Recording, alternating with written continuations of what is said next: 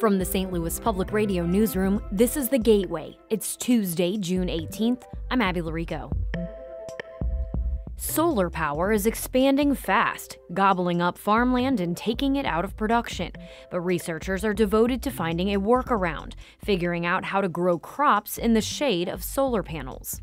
The first thing that strikes anybody is like, oh, is there enough light for the plants to grow? Which is a valid question. The push to get kilowatts and calories off the same land coming up on The Gateway. A new task force established by St. Louis Mayor Tashara Jones will look at ways to make sure the city takes in enough revenue to meet its long-term needs. St. Louis Public Radio's Rachel Lippman has more on the executive order. The 12-member task force will meet monthly and issue a report within 6 months. Its members have been instructed to study how the city currently raises money, how sustainable those sources are, and other potential revenue sources. Its establishment comes just days after the city reached a deal to refund the earnings tax of people who live outside the city and worked remotely for companies based in the city. But Jones says she has been thinking about the issue since her time as treasurer. I know a little bit about the city's sources and uses of funds, and this is something that we have to pay attention to. The 1% earnings tax makes up a third of the city's general fund. I'm Rachel Lippman, St. Louis Public Radio. Temperatures in the St. Louis region reached 96 degrees yesterday, with a heat index of 103 degrees. The forecasted high today is around 95.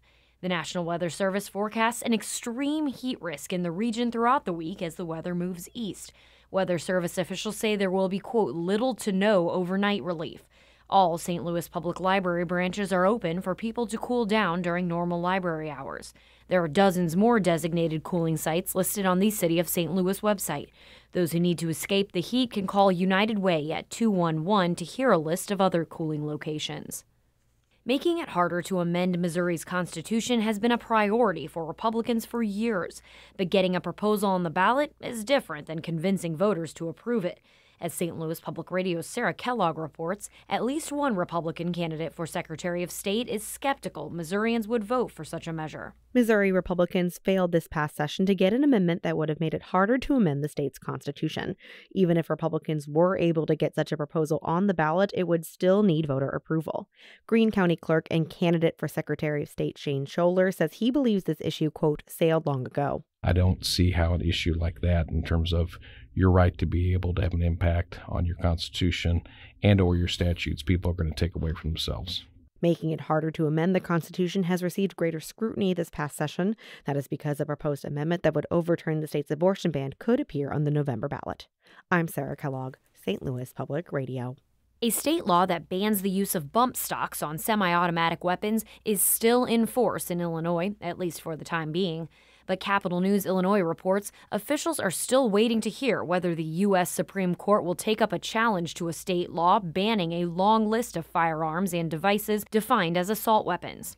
Bump stocks are devices that enable a semi-automatic weapon to fire multiple shots with a single pull of the trigger, much like a fully automatic weapon.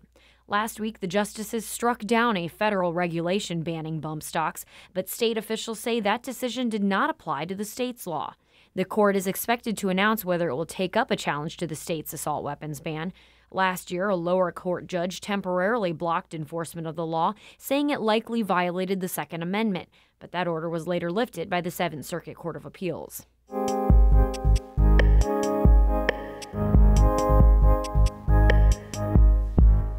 America needs more renewable energy, and, of course, it needs food. And those two demands are on a collision course over farmland. Solar power is the fastest growing source of renewable power, but solar farms can take land out of crop production.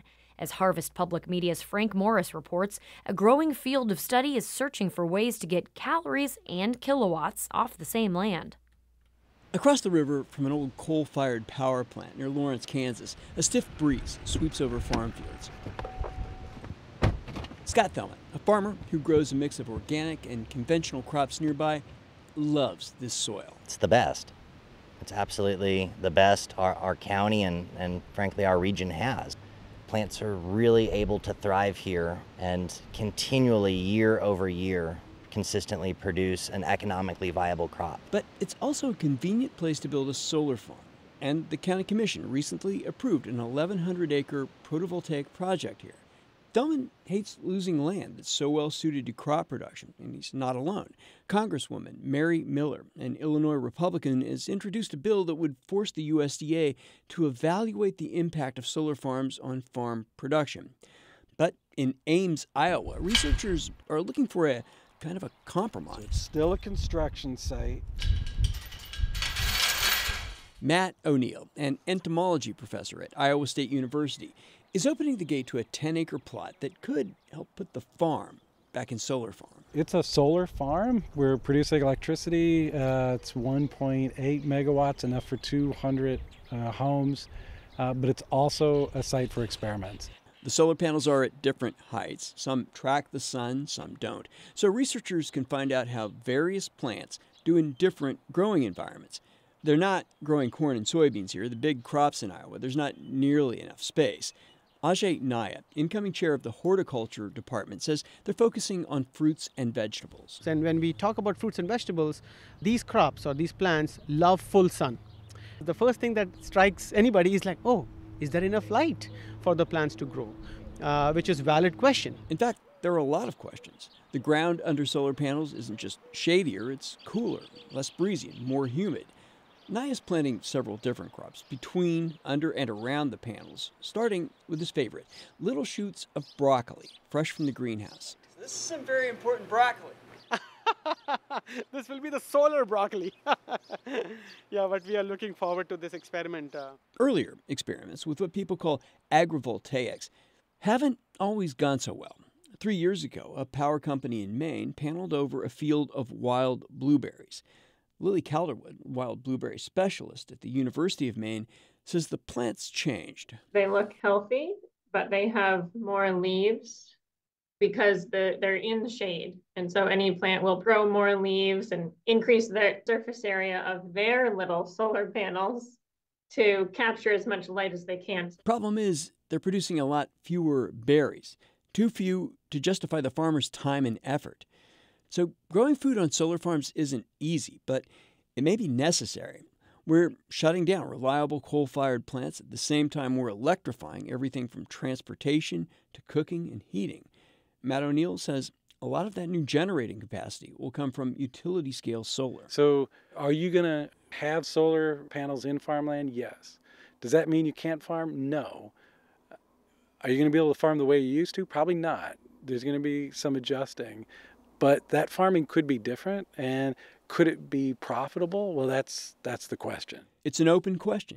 Other agrivoltaics test sites have produced hopeful results, but on a tiny scale, too small for commercial farms.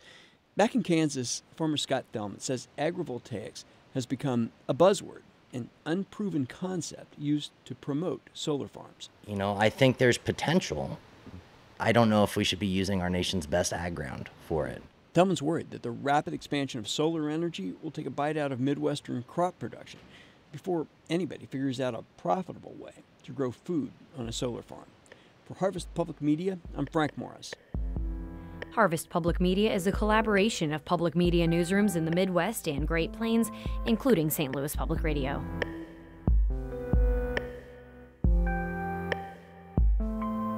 The Gateway is a production of St. Louis Public Radio, a listener-supported service of the University of Missouri St. Louis. Music by Ryan McNeely of Adult Fur. Have a happy and meaningful Juneteenth. We'll be back in your podcast feed on Thursday. I'm Abby Larico, and from the St. Louis Public Radio newsroom, this has been The Gateway.